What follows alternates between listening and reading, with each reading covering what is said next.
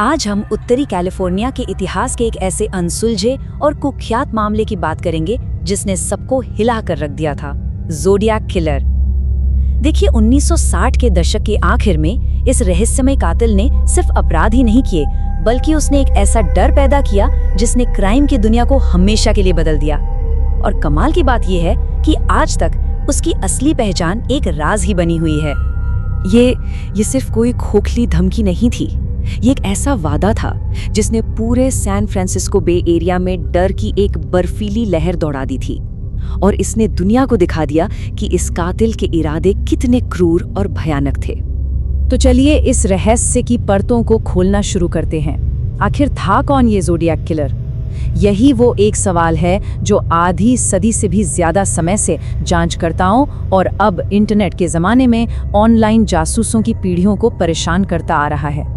Zodiac का आतंक शुरू हुआ युवा जोड़ों को अपना निशाना बनाने से। उसके शुरुआती हमलों का एक खास पैटर्न था, एक ऐसा पैटर्न जिसने पुलिस को भी हैरान कर दिया और एक ऐसे भयानक खेल की शुरुआत की जो आने वाले कई सालों तक चलने वाला था।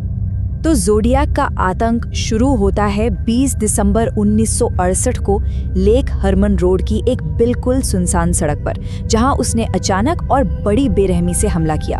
फिर लगभग 7 महीने बाद ब्लू रॉक स्प्रिंग्स में वो कातिल फिर से हमला करता है, लेकिन इस बार वो एक गवाह माइकल मैगो को जिंदा छोड़ देता है।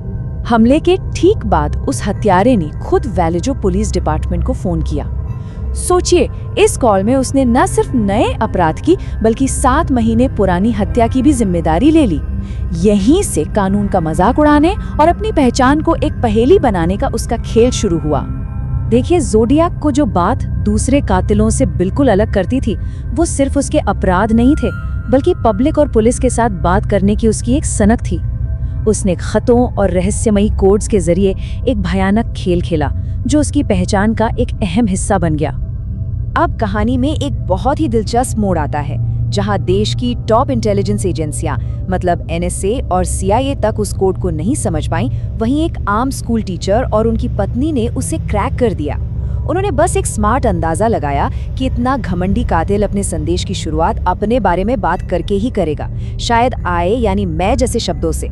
और बस इसी एक अंदाजे ने उस पूरे कोड का ताला ही खोल दिया। और जब वो कोड हल हुआ तो उस कातिल की घिनौनी सोच पहली बार दुनिया के सामने आई।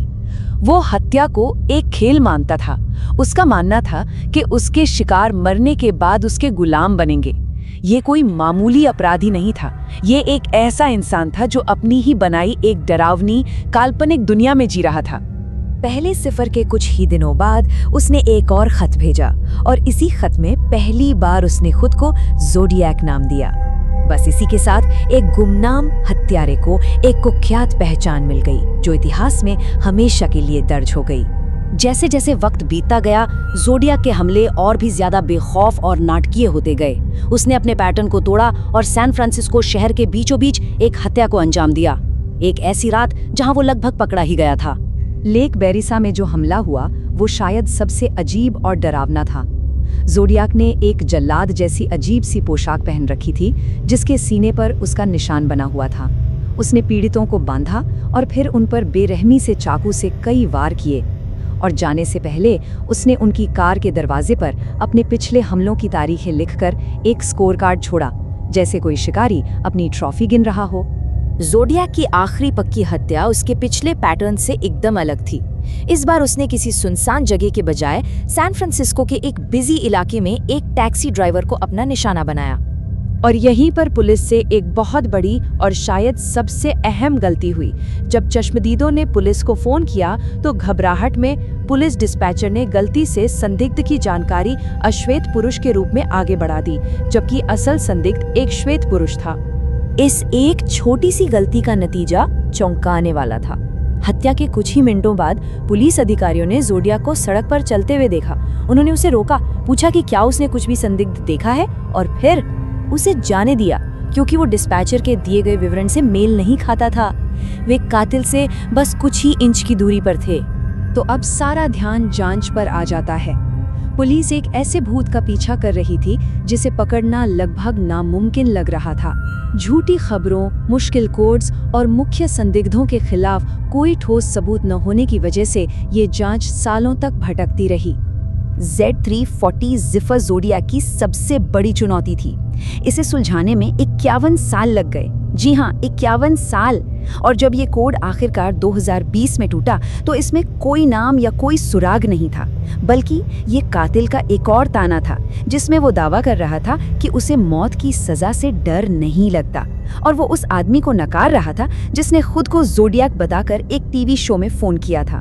इन सालों में कई संदिग्ध सामने आए, लेकिन 3 नाम हमेशा सबसे ऊपर रहे।